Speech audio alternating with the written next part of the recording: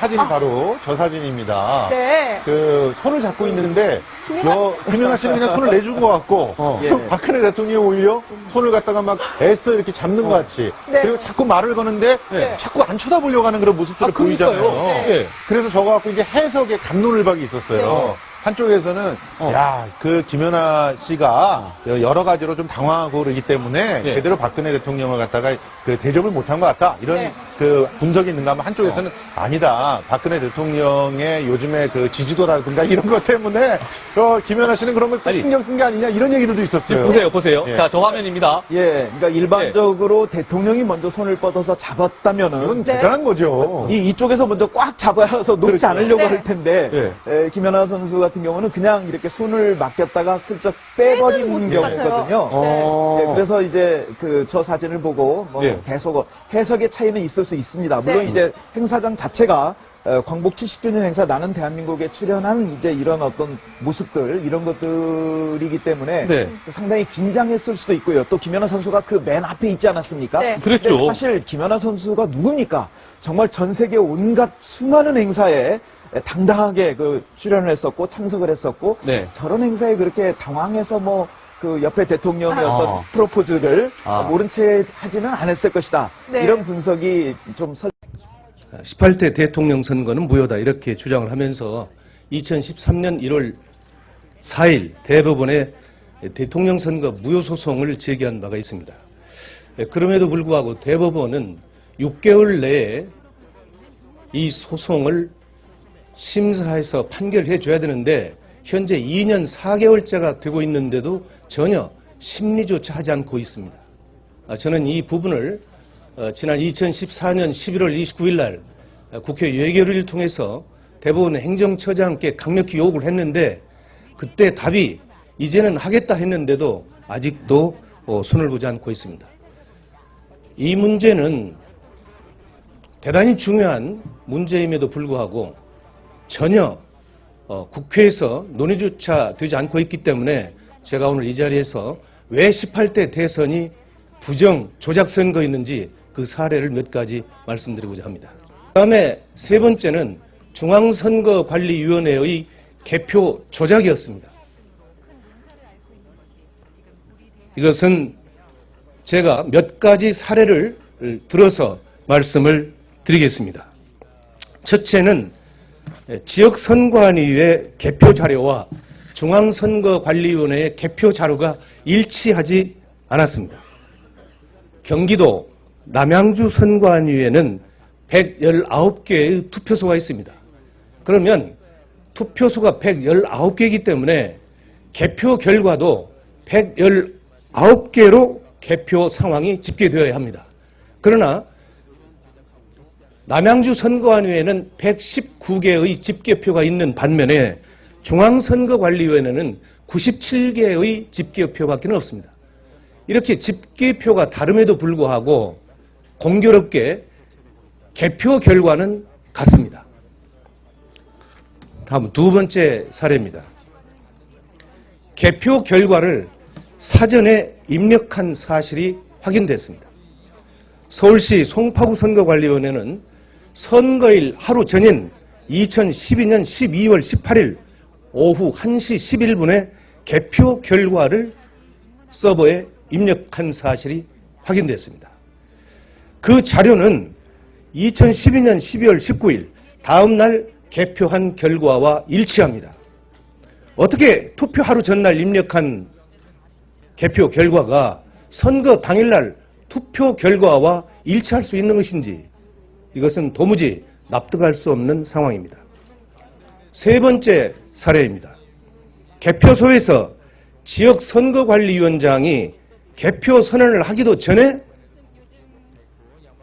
전국에 방송되는 선거방송에서는 개표 결과가 국민에게 방송됐습니다.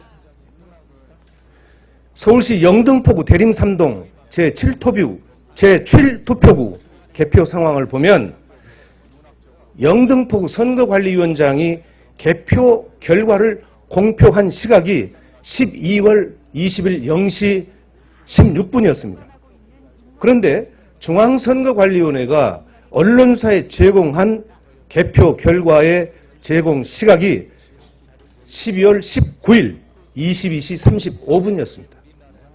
결과적으로 개표 개시 1시간 41분 전에 개표하기도 전에 중앙선거관리위원회에서는 언론사에 개표 결과를 통보함으로써 전 국민에게 개표가 개시되지도 않았는데 개표 결과를 발표하는 이런 조작의 사례가 나타났습니다. 바로 이런 사례가 지난해 9월 18일 날 제가 주관한 국회 토론회에서 김후영 목사는 전국의 252개 선거구에서 13,542개의 투표소가 있는데 이 개표소의 60% 이상이 이와 같이 개표 선언이 되기 전에 개표 결과가 방송되는 사례를 집계해서 그 결과를 국내에 발표한 사실이 있습니다. 바로 이것이 결국은 선관위에서의 개표 조작이다. 이렇게 주장하고 있는 것입니다. 이와 같이 투표는 국민이 했는데 개표는 국가의 공권력에 의해서 참담하게 이룬되었고 국민의 의사와는 무관하게 국민을 속이고 특정 세력이 장기 집권 또는 영구 집권을 해체하는 수단으로 악용될 것이기 때문에 바로 저는 지난해 9월 달에 투표소에서 수개표하는 길만이 이런 부정을 막을 수 있는 근본적인 제도적 장치가 될 수 있다. 이렇게 봐서 국회에서 토론을 거쳐가지고 여기에서 모아지는 의견들을 집약해서 2014년 12월 30일 공직선거법 개정안을 공동 발의하기에 이르렀습니다. 중앙선거관리위원회에서요. 지난 18대 대선 개표 결과 전국 252개 개표소 중 93개 개표소에서 개표에 오류가 있다 이렇게 발표한 바가 있습니다. 이것은 중앙선거관리위원회에서 그동안 줄기차게 우리들이 주장한 내용들에 대한 개표 조작에 대한 일정 부분을 시인한 것이다. 저는 이렇게 판단을 하고 있습니다.